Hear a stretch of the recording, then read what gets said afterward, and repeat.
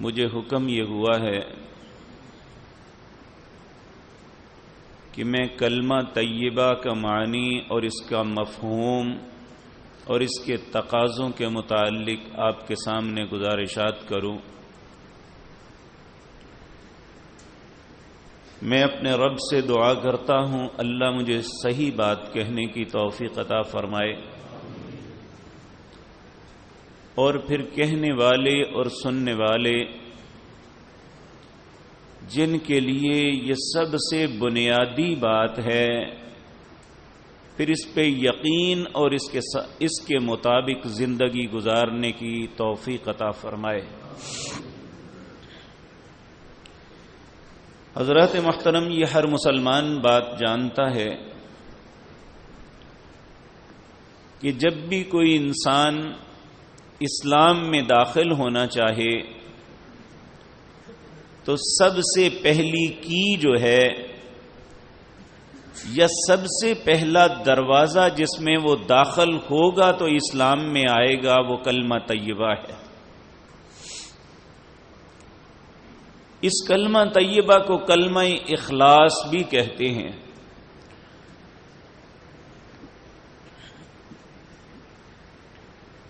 یہ ایک ایسی چیز ہے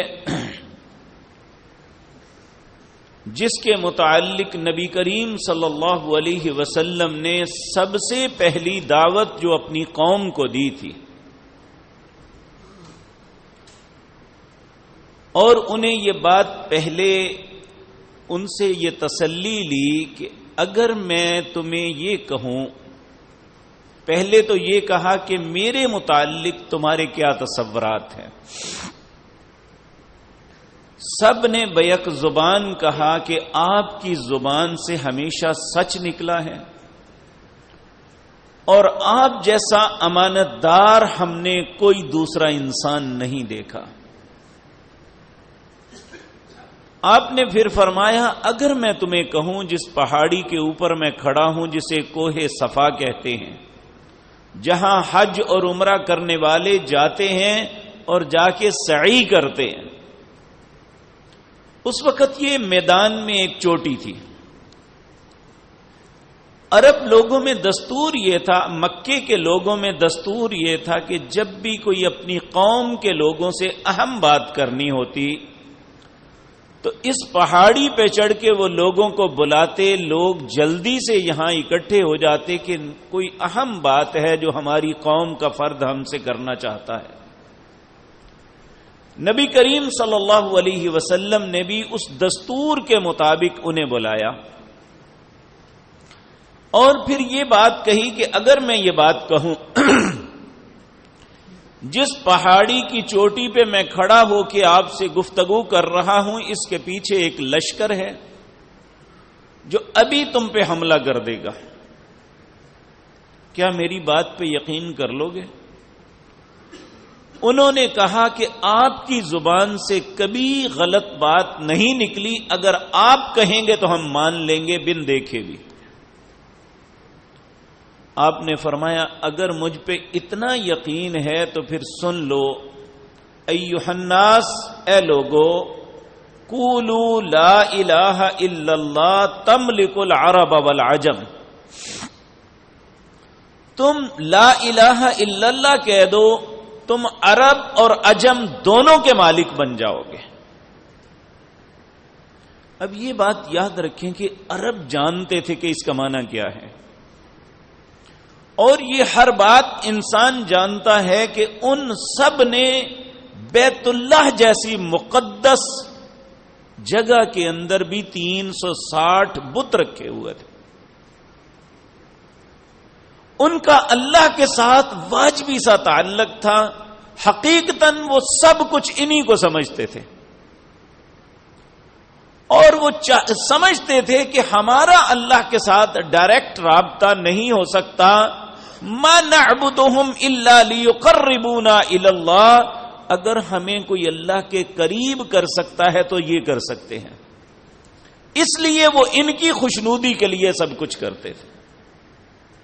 تو نبی کریم صلی اللہ علیہ وسلم نے انہیں جب یہ کہا کہ ایھا الناس، اے لوگو، قولوا لا الہ الا اللہ تملک العرب والعجم، تم کہہ دو اللہ کے علاوہ کوئی الہ نہیں ہے، تم عرب و عجم کے مالک بن جاؤ گے۔ تو سب سے پہلے جس نے مخالفت کی، جس نے بکواس کی، اپنی زبان سے گندی گفتگو کی، وہ آپ کا چچا تھا۔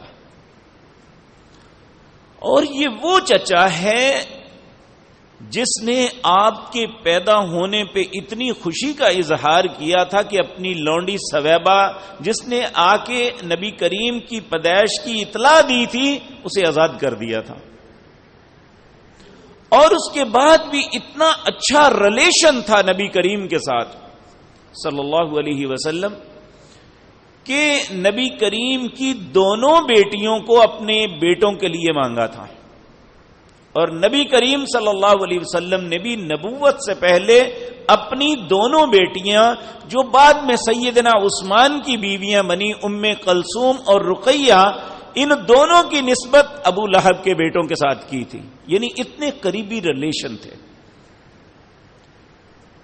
تو جب نبی کریم صلی اللہ علیہ وسلم نے یہ فرمایا کہ ایھا الناس قولوا لا الہ الا اللہ تملک العرب والعجم، اس کا معنی صرف یہ دو کلمے ادا کرنا نہیں تھا، بلکہ اس کا معنی یہ تھا کہ جو تمہارے باپ دادا کرتے تھے سب غلط ہے، جو تم کر رہے ہو وہ بھی غلط ہے، ساری باتوں کا انکار کر کے اللہ واحد کو مان لو۔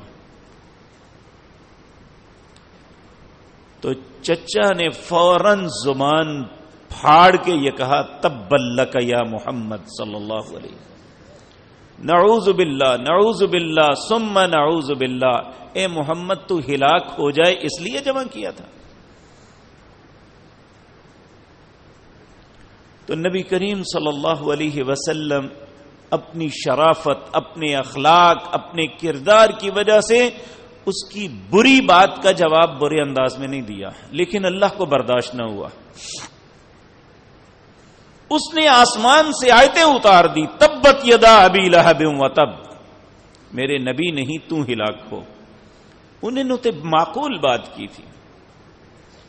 اب یہاں ایک سوال پیدا ہوتا ہے، ہم دنیا میں 1.5 ارب کے قریب وہ لوگ ہیں جو کلمہ پڑھتے ہیں، یہی ہم عرب و عجم کے مالک تو دور کی بات ہے، ہم اپنی مملکت کے مالک نہیں ہیں، ہماری پالیسیاں کہیں اور بنتی ہیں، ہمارے معاملات کہیں اور طے ہوتے ہیں، ہم نے جینا ہے یا مرنا ہے یہ باتیں کوئی اور طے کرتا ہے۔ تو نبی کریم نے جو کہا تھا وہ ہمارے ساتھ کیوں نہیں ہو رہا؟ اس کا سبب یہ ہے میرے پیارے بھائیوں، ہم نے صرف ان کلمات کو ادا کرنا ہی سب کچھ سمجھ لیا، ان لوگوں نے اس کے تقاضوں کو سمجھ کے اس کے مطابق چلے تھے، اس لیے وہ عرب و عجم کے مالک بن گئے۔ ان کے ذہن میں کوئی بڑا نہیں تھا، صرف ایک ذات بڑی تھی، اللہ اکبر۔ کوئی طاقتور نہیں تھا، واللہ علی کل شیء قدیر، صرف اللہ تھا جو ہر چیز پہ قدرت رکھتا ہے۔ ان کے نزدیک کوئی غالب نہیں آ سکتا تھا، واللہ غالب علی امری، اگر کوئی اپنے حکم پہ غالب آ سکتا ہے تو صرف اللہ کی ذات ہے۔ اس لیے ان کی نظر میں دنیا کی کوئی طاقت، کوئی حیثیت نہیں رکھتی تھی۔ آپ دیکھیں ایک مرتبہ ایسا بھی ہوا کہ نبی کریم صلی اللہ علیہ وسلم کے ایک صحابی تھے مغیرہ بن شعبہ رضی اللہ تعالی عنہ۔ یہ بظاہر تو ایسے تھے کہ جس طرح معاشرے میں بعض لوگ ہوتا ہے، رنگ پکا ہوتا ہے، جسم چھوٹا سا ہوتا ہے، لیکن یہ ہونے کے باوجود یہ دانا بڑے تھے۔ یہ ایران کے بادشاہ کی خدمت میں سفیر بن کے گئے تو اس نے کہا یہ مسلمان جھکتے نہیں ہیں، میں آج انہیں جھکا کے چھوڑوں گا۔ اس نے اپنا خیمہ جو لگوایا اس کا دروازہ چھوٹا بنایا تاکہ جب یہ اندر داخل ہوں تو ایسے جھک کے داخل ہوں گے میں سمجھوں گا میرے سامنے جھکے ہیں. لیکن مومن کی بصیرت ایسی ہوتی ہے، یہ جو کہتے ہیں نا مومن اللہ کے نور سے دیکھتا ہے، یہ نہیں کہ اللہ کا نور ان کی آنکھوں میں آتا ہے، یہ اس کی بصارت اور فہم اللہ ایسا دیتا ہے کہ ہر غلط بات کو فوراً سمجھ جاتا ہے. جب دروازے پہ آئے تو دیکھا کہ دروازہ چھوٹا سا ہے، تو کوئی نہیں دروازہ چھوٹا، بادشاہ کا دروازہ چھوٹا ہو. فوراً ذہن میں خیال آیا یہ کوئی سازش ہے. پھر اللہ نے یہ بھی دل میں ڈال دیا یہ جھکانے کے لیے ہے. انہوں نے دروازہ اوپر سے پکڑا، پہلے ٹانگیں اندر ڈالی، پھر اندر چلے گئے. تو یہ بتایا کہ ہمارے لیے دنیا میں کوئی انسان بڑا نہیں ہے، اگر دنیا میں کوئی ہے تو صرف اللہ کی ذات ہے جس کے سامنے جھکا جائے. جب تک مسلمان اس عقیدے پہ قائم تھے، جب وہ اس کلمے کو اس کے تقاضوں کے مطابق اپناتے تھے، پوری دنیا پہ مسلمان غالب تھے. اور وہ چند لوگ، اب دنیا کی تاریخ میں آپ کو ایسی دوسری کوئی مثال نہیں ملتی کہ جنگ موتا کے اندر 3000 لوگوں نے 2 لاکھ بندوں کا مقابلہ کیا. دنیا میں کوئی ایسی مثال نہیں ملے گی، شاید قیامت تک ایسی مثال سامنے نہ آ سکے کہ ایک طرف 2 لاکھ کا لشکر ہے اور ایک طرف صرف 3000 لوگ ہیں. یہ سب کچھ کیا تھا؟ ہم کہتے ہیں نا ایمان کی نعمت، ایمان کی دولت، ایمان کی قوت کے ساتھ مقابلہ کرتے ہیں. یہی ایمان کی قوت ہے کہ ان کی نظروں میں اللہ کے علاوہ کوئی طاقتور ہے ہی نہیں. اور ہم چوہے سے لے کر ہر چیز سے ڈرتے ہیں، نہیں ڈرتے تو اپنے رب سے نہیں ڈرتے. ہم بھی کلمہ پڑھتے ہیں، کیوں نہیں اس کے اثرات ہمارے اندر آتے؟ تو میرے عزیز بھائیو یہ بات یاد رکھیں، کلمے کے اندر سب سے پہلا لفظ لا ہے. اس لا کے اندر پوری کائنات کی ہر چیز کی نفی ہے کہ اللہ کے علاوہ کوئی بھی چیز کچھ بھی نہیں ہے. جہاں اللہ کی ذات آ جائے وہاں جس شخصیت کو، جس چیز کو بہت بڑا، بہت طاقتور، بہت نیک، بہت صالح سمجھتے ہو، اللہ کے سامنے وہ بھی کچھ نہیں ہے. اب دیکھیں اس کائنات میں نبی سے بڑا کوئی ہو سکتا ہے؟ سیدنا موسیٰ علیہ السلام سے قوم نے تقاضا کیا کہ موسیٰ ہم رب کو دیکھنا چاہتے ہیں، ہمیں دکھا دے، ہم ایمان لے آئیں. نبی کے دل میں بڑی حرص ہوتی ہے کہ لوگ ایمان لے آئیں. جب لوگوں نے مطالبہ کیا تو موسیٰ علیہ السلام بھی اپنے رب کی بارگاہ میں جا کے کہنے لگے ربی ارینی انظر الیک، اے اللہ میں تجھے دیکھنا چاہتا ہوں. اللہ نے جواب دیا لن ترانی، موسیٰ تو مجھے نہیں دیکھ سکتا. اب دیکھیں اس کائنات میں اس وقت موسیٰ علیہ السلام سے معزز اور نیک اور صالح دوسرا کوئی نہیں تھا. وہ کہتے ہیں ربی ارینی انظر الیک، اے میرے رب میں تمہیں دیکھنا چاہتا ہوں. اللہ نے کہا لن ترانی، تو نہیں دیکھ سکتا. جب موسیٰ علیہ السلام نے اصرار کیا نہیں مالک میں دیکھنا چاہتا ہوں آپ کو، تو اللہ رب العزت نے فرمایا وَلَكِنْ انظر إِلَى الْجَبَلِ، اس پہاڑ کی طرف دیکھ. فَإِنِ اسْتَقَرَّ مَكَانَهُ فَسَوْفَ تَرَانِي، میں اس پہاڑ پہ اپنی تجلی ڈالتا ہوں، اگر یہ اپنی جگہ قائم رہا تو بھی دیکھ لے گا. فَلَمَّا تَجَلَّى رَبُّهُ لِلْجَبَلِ جَعَلَهُ دَكًّا وَخَرَّ مُوسَىٰ صَعِقًا، جب اللہ نے اپنی تجلی پہاڑ پہ ڈالی تو پہاڑ اڑ گیا اور موسیٰ بے ہوش ہو گئے. فلما افاق، جب بے ہوشی سے نجات ملی، افاقہ ہوا، قال سبحانک انی تبت الیک، اللہ تو پاک ہے، تیری بات درست تھی، میں نہیں دیکھ سکتا تمہیں، اور میں نے جو غلطی کی ہے تجھ سے، ایک ایسا مطالبہ کیا ہے جو مجھ سے نہیں کرنا چاہیے تھا، میں تجھ سے معافی مانگتا ہوں۔ یہ اللہ رب العزت کے مقابلے میں کائنات کے سب سے معزز انسان کی حیثیت ہے،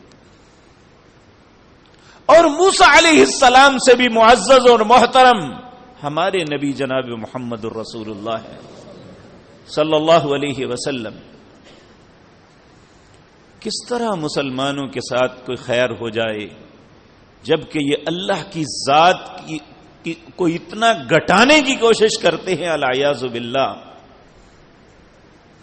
کہ کہتے ہیں کہ اللہ رب العزت نے جب معراج پہ بلایا نبی کریم صلی اللہ علیہ وسلم کو تو اللہ کے عرش پہ چلے گئے،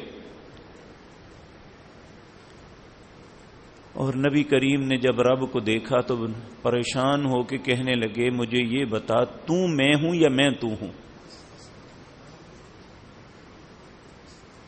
شاید یہ جرت ابو لہب نے بھی نہیں کی تھی، آج جو مسلمانوں کے مولوی کر رہے ہیں۔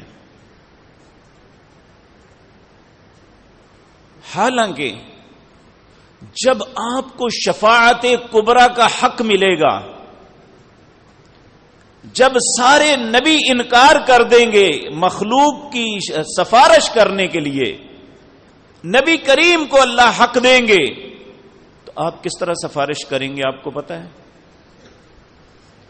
نبی کریم خود بیان فرماتے ہیں میں لوگوں سے وعدہ کر کے اللہ کے عرش کے نیچے جا کے سجدے گر جاؤں گا، 7 دن اور 7 راتیں سجدے میں رہوں گا، اور آج مجھے وہ اللہ کی صفات نہیں آتی جو اس وقت میں اپنے رب کی صفات بیان کروں گا، اللہ میرے دل میں القاء کریں گے۔ 7 دن اور 7 راتیں گزر جائیں گی تو پھر اللہ کہیں گے ارفع راسک یا محمد صلی اللہ علیہ وسلم، سر اٹھائیے اے محمد صلی اللہ علیہ وسلم، بات کیجئے، آپ کی بات کو سنا جائے گا۔ یہ ہے اللہ کی عظمت، یہ ہے اس کی برتری۔ ہماری ماں سیدہ عائشہ صدیقہ رضی اللہ تعالی عنہا جب آپ معراج سے واپس آئے، کئی وقت گزر گیا، تو اماں جان نے ایک دن پوچھا اے میرے سرتاج، اے اللہ کے پیارے حبیب صلی اللہ علیہ وسلم، مجھے ایک بات تو بتائیے۔ نبی کریم صلی اللہ علیہ وسلم نے فرمایا کیا بات پوچھنا چاہتے ہیں آپ؟ سیدہ عائشہ عرض کرتی ہیں یا رسول اللہ صلی اللہ علیہ وسلم، جب آپ معراج پہ گئے تھے تو آپ نے اللہ کو دیکھا تھا؟ حدیث کے لفظ ہیں کہ نبی کریم کا ایک دم رنگ بدل گیا، اڑ گیا، جس طرح خوف زدہ بندہ ہو جاتا ہے۔ آپ نے فرمایا عائشہ اللہ تو نور ہے، میں انہیں کیسے دیکھ سکتا ہوں؟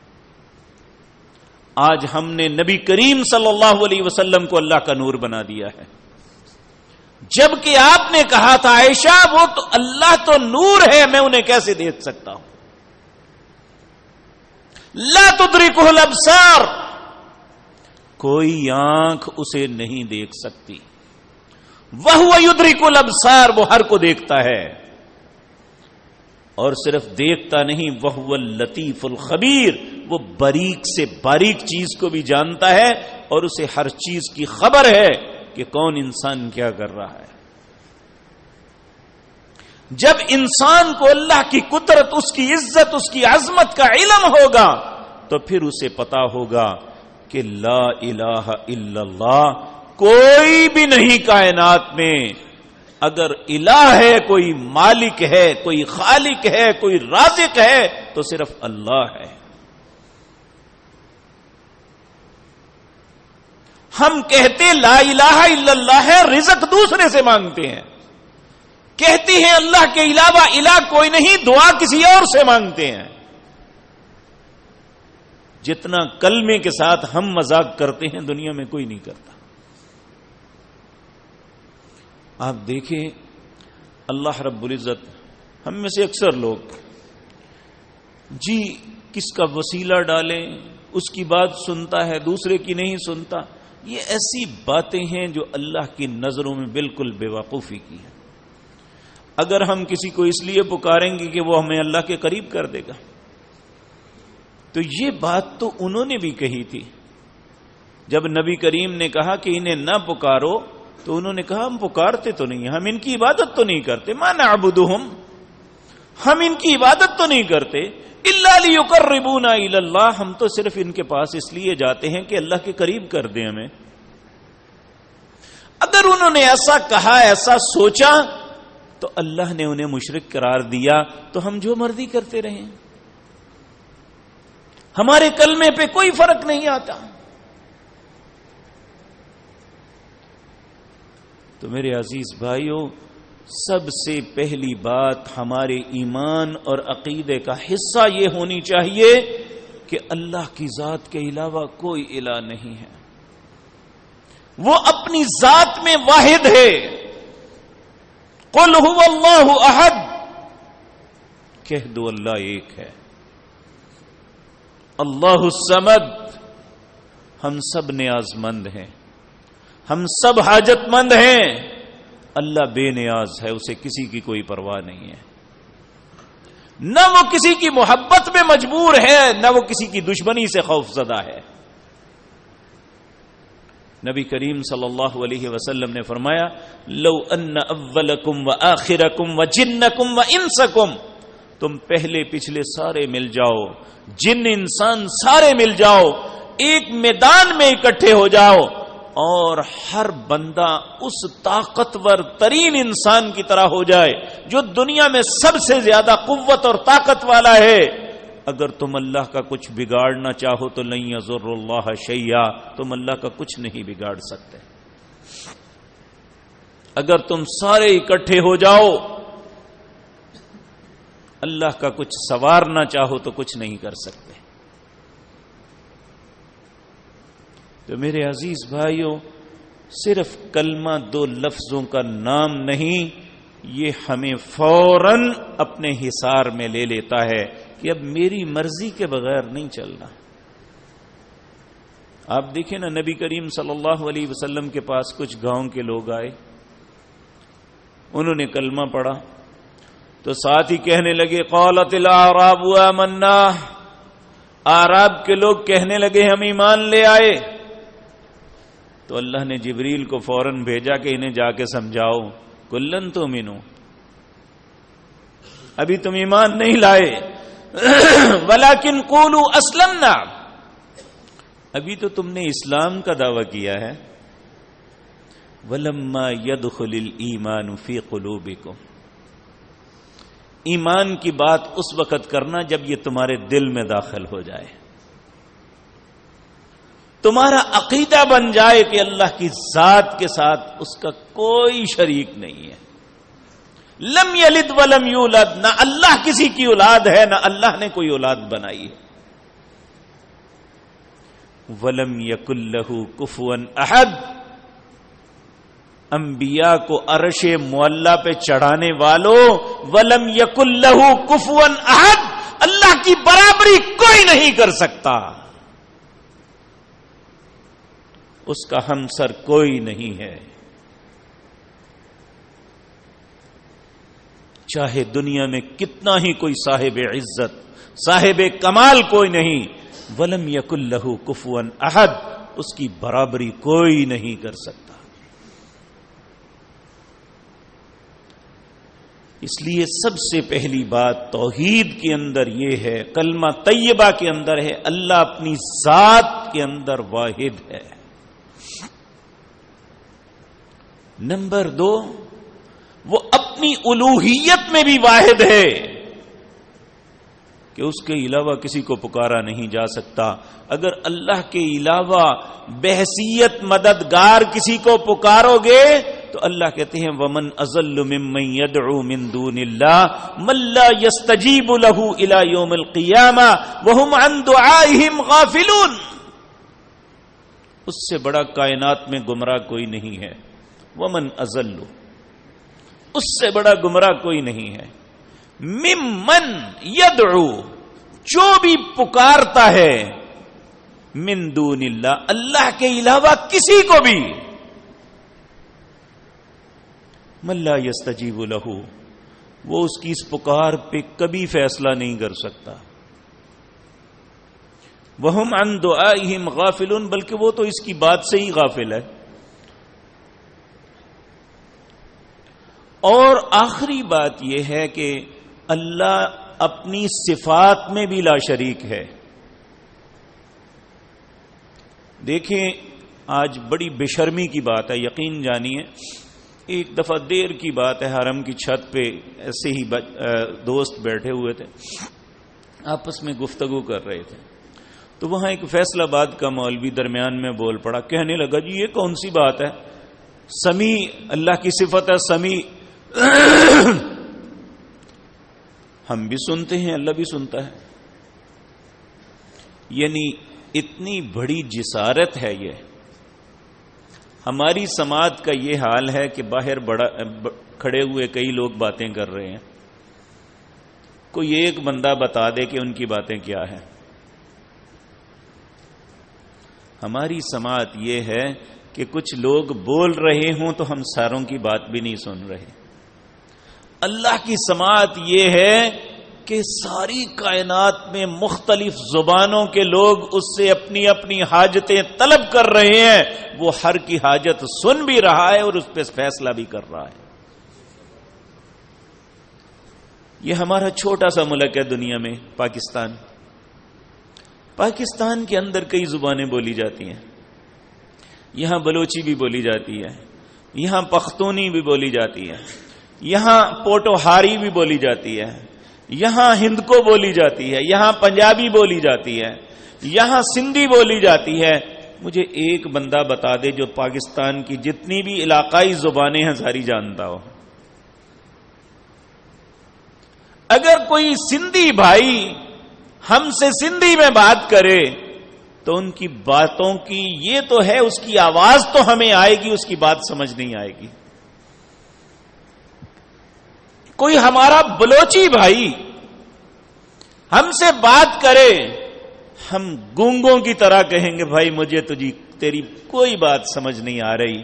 وہ بیچارہ رستہ ڈھونڈتا، رستہ پوچھتا، اپنے آپ کو نڈھال کر لے گا، لیکن ہمیں پتہ ہی نہیں چلے گا کیا رہا ہے بیچارہ.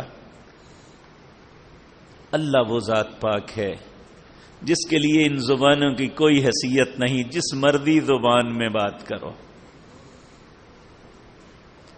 اللہ ہر کی بات کو سنتا بھی ہے اور اس پہ فیصلہ بھی کرتا ہے. میں اللہ کا واسطہ دے کے آپ سے کہتا ہوں، اللہ کی زبان اپنی عربی ہے. اللہ نے جو دین نازل کیا وہ بھی عربی میں ہے. ہم اپنی دعائیں کس زبان میں مانگتے ہیں؟ یا اردو میں یا پنجابی میں؟ کیا آپ نے جو مانگا ہو آپ کو کبھی نہیں ملا؟ حالانکہ آپ نے اپنی زبان میں مانگا تھا.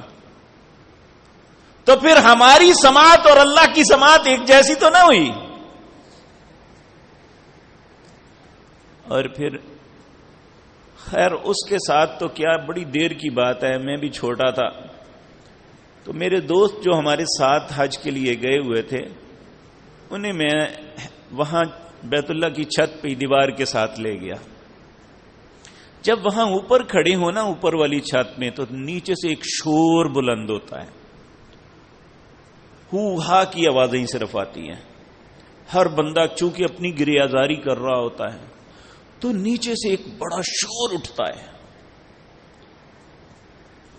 میں ان سے کہا، میں نے کہا ہم ان لوگوں میں سے چند ایک کے متعلق اشارہ کر کے کہیں وہ کیا کہہ رہا ہے تو کیا ہماری سماعت ہمارا ساتھ دے گی کہ وہ کیا کہہ رہا ہے؟ اور اللہ ان سب کی بات کو سن بھی رہا ہے اور ان کی حاجتوں کو پورا بھی کر رہا ہے. اور یقین مانیے یوں تو اللہ ہر جگہ سنتا ہے، لیکن جب اسپیشلی انسان اللہ کے گھر کے قریب اس کے گرد چکر لگا رہا ہو، آنکھوں میں آنسو ہوتے ہیں، یا اس کے ملتزم کے ساتھ چمٹا ہو، یا اس کی بارگاہ میں سجدہ ریز ہو، زبان سے بات بعد میں نکلتی ہے، اللہ پوری پہلے کر دیتے ہیں. کتنے بے اولاد جوڑے ہیں جنہیں ڈاکٹرز نے کہہ دیا تھا کہ ان کے گھر اولاد نہیں ہوگی، اور انہیں کسی نے کہا کہ جاؤ اللہ کے گھر، اس کے گھر کو چمٹ جاؤ. وہ ہر فقیر کی سنتا ہے. جب وہ واپس پلٹ آئے تو اللہ نے رنگ لگائے ہوئے تھے. اللہ کی سماعت، اللہ کی ہماری بصارت، دیکھنے کی قوت یہ ہے کہ دیوار کے پیچھے ہم نہیں دیکھ سکتے. اللہ وہ ذات پاک ہے جو زمین کی تہ کے اندر، اندھیروں کے اندر، اور وہاں پہ ایک کالا کیڑا وہ جو چل رہا ہے، اس کے چلنے سے ایک لکیر بن رہی ہے، اور اس لکیر کو بھی اللہ دیکھ رہا ہے، اور اس کے پاؤں کے چلنے کی آہٹ کو بھی سن رہا ہے.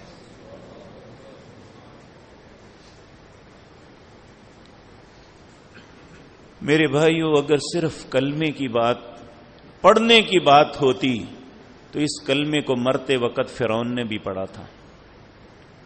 اس نے کہا تھا جب دریائے نیل کی موجیں آپس میں مل گئیں، ایک گھونٹ پانی کا اندر گیا تو فوراً بول اٹھا، لا الہ الا الذی آمنت بہ بنو اسرائیل، میں اس اللہ پہ ایمان لاتا ہوں جس کا کوئی شریک نہیں ہے، میں بنی اسرائیل کے رب کو اپنا الہ مانتا ہوں. لیکن اللہ نے اس کے کلمے کو قبول نہیں کیا تھا. صرف کلمہ پڑھ لینا نہیں ہے، اس کے تقاضوں کو پورا کرنا ہے. اور جو شخص اس کے تقاضوں کو پورا کرتا ہے، نبی کریم صلی اللہ علیہ وسلم نے فرمایا، من آخر کلام لا الہ الا اللہ، جس کی زندگی کے آخر تک وہ لا الہ الا اللہ پہ قائم رہا، دخل الجنہ، اس کے کتنے بھی گناہ کیوں نہ ہوئی، اللہ سارے گناہ معاف کر کے جنت میں داخل کر دے.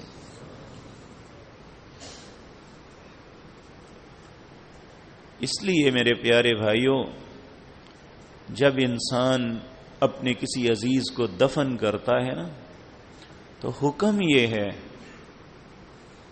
کہ اس وقت اس کے لیے کیا التجا کرو اللہ سے، اللہم ثبتہ بالقول الثابت. اے اللہ، قول ثابت جو ہے وہ کلمہ طیبہ ہے، اے اللہ اس پہ اسے ثابت قدم رکھنا. اس وقت اس کلمہ طیبہ کا ربی اللہ کا جواب وہ دے سکے گا جو اللہ کی توحید پہ قائم تھا، جو اللہ کی توحید پہ چلتا رہا. جس نے اللہ کی ساتھ شرک کیا، نبی کریم صلی اللہ علیہ وسلم نے فرمایا، من مات یشرک باللہ شیئا دخل النار، جو اس حالت میں مرا کہ وہ اللہ کے ساتھ شرک کرتا تھا، چاہے وہ تہجدیں پڑھتا تھا اور ہر سال حج کرتا تھا، 2 مرتبہ عمرے کرتا تھا، اور دن میں 5 کے بجائے 7-8 نمازیں پڑھتا تھا، وَلَقَدْ أُوحِيَ إِلَيْكَ وَإِلَى الَّذِينَ مِنْ قَبْلِكَ لَئِنْ أَشْرَكْتَ لَيَحْبَطَنَّ عَمَلُكَ وَلَتَكُونَنَّ مِنَ الْخَاسِرِينَ. اے میرے نبی محمد صلی اللہ علیہ وسلم، آپ کی طرف وحی کر رہے ہیں، اور آپ سے پہلے سب انبیاء کو یہ کہا تھا، لئن اشرکتا، اگر اللہ کی توحید کے ساتھ کسی اور کو ملانے کی کوشش کی تو میں سارے اعمال برباد کر دوں گا، خسارے کے علاوہ کچھ نہیں ملے گا. اس لیے کلمے کا تقاضا صرف اس کو پڑھنا نہیں ہے، بلکہ اللہ کی ذات، اس کی صفات، اس اسماء و صفات اور اس کی الوہیت کو تسلیم کرنا، اور اس میں کسی کو شراکت دار نہ بنانا، یہ کلمہ ہے. اللہ ایسے کلمہ ہی پڑھنے کی توفیق عطا فرمائے. نبی کریم صلی اللہ علیہ وسلم نے فرمایا، جس نے اخلاص کے ساتھ آپ دیکھیں نا، آپ کسی سے دوستی کرتے ہیں، آپ اس کی کچھ ایسی حرکتیں دیکھتے ہیں، آپ اسے کیا کہتے ہیں؟ یار مجھے لگتا ہے تو میرے ساتھ مخلص نہیں ہے۔ ایک خامد اپنی بیوی کو کسی سے بات کرتے ہوئے دیکھ لے تو فوراً کہتے تو میرے ساتھ مخلص نہیں ہے، مجھے اچھا نہیں لگا تو کسی سے بات کرتی، میرے ہی علاوہ کسی سے بات۔ تو اللہ کے ساتھ اخلاص یہ ہے کہ جہاں اس کی ذات کا معاملہ آ جائے سب کچھ چھوڑ دو۔ میرے بھائیو، اللہ تو یہ بھی پسند نہیں کرتا کہ ہم اللہ کی محبت میں کسی اور کی محبت کو غالب کر لیں، چاہے وہ باپ کی محبت کیوں نہیں، وہ بیوی کی محبت، اولاد کی محبت کیوں نہیں۔ اللہ فرماتے ہیں وَمِنَ النَّاسِ، لوگوں میں ایسے لوگ بھی ہیں، مَن يَتَّخِذُ مِن دُونِ اللَّهِ أَندَادًا، جو اللہ کے علاوہ اوروں کو اپنا شریک بنا لیتے ہیں، دوست بنا لیتے ہیں، يُحِبُّونَهُمْ كَحُبِّ اللَّهِ، وہ ان سے ویسی محبت کرتے ہیں جیسی انہیں اللہ سے کرنی چاہیے تھی۔ وَالَّذِينَ آمَنُوا أَشَدُّ حُبًّا لِلَّهِ، حالانکہ جو بندہ ایماندار ہے اس کی سب سے زیادہ محبت اللہ سے ہوتی ہے۔ تو میں اور آپ اس ترازو میں اپنے آپ کو تول لیں، کیا ہماری محبتوں کا محور اللہ کی ذات ہے؟ تو پھر ہم اس کلمے کو صحیح پڑھ رہے ہیں، اس کلمے کے تقاضوں کو پورا کر رہے ہیں۔ اگر اللہ کی محبت پہ کسی اور کی محبت غالب ہے تو ہم ظالم ہیں۔ اللہ یہاں کہہ رہے ہیں وہ ظالم ہیں۔ کہا انہیں اس وقت احساس ہوگا اذ یرون العذاب، جب اپنی آنکھوں کے سامنے عذاب کو دیکھیں گے، اور دوسری یہ بات دیکھیں گے ان القوۃ للہ جمیعا، ساری طاقتوں کا مالک صرف اللہ ہے، وان اللہ شدید العذاب، اور اس کا عذاب بھی بڑا سخت ہے۔ پھر اس وقت آج جن کی محبتوں میں ہم سمجھتے ہیں لو جی اسی بڑی دین دی خدمت کرنے ہاں، فلانے مولوی صاحب، فلانے پیر صاحب، فلانے مرشد صاحب، ان کے ساتھ محبت کر رہے ہیں، اس وقت پھر نفرت کا اظہار کریں گے۔ استبرأ الذین اتبعوا من الذین اتبعوا ورأوا العذاب وتقطعت بهم الاسباب، جب سارے اسباب کاٹ دیے جائیں گے، جن کو اپنا نجات دھندا سمجھتے تھے وہ بھی پیچھے ہٹ جائیں گے، پھر یہ اللہ سے کہیں گے اے اللہ ایک مرتبہ واپس لوٹا، جس طرح آج یہ ہم سے نفرت کر رہے ہیں ہم بھی نفرت کریں گے۔ آج ہم میں سے بعض لوگ دفاعی پوزیشن میں کھڑے ہو کے نہیں جی ہم بھی مانتے ہیں، فلاں کو بھی مانتے ہیں، اللہ کی ذات کے علاوہ کسی کو کچھ نہیں مانتے، یا اس کے رسول کو اپنا رہبر مانتے ہیں، الہ کی حیثیت میں اللہ کے علاوہ کسی کو الہ نہیں مانتے، اور رہبر کی حیثیت سے جناب محمد الرسول اللہ کے علاوہ کسی کو رہبر نہیں مانتے۔ اور یہی بات اللہ کو خوبصورت لگتی ہے۔ اللہ اسی کے مطابق ہمیں زندگی گزارنے کی توفیق عطا فرمائے۔ اقول قولی ھذا واستغفر اللہ لی ولکم۔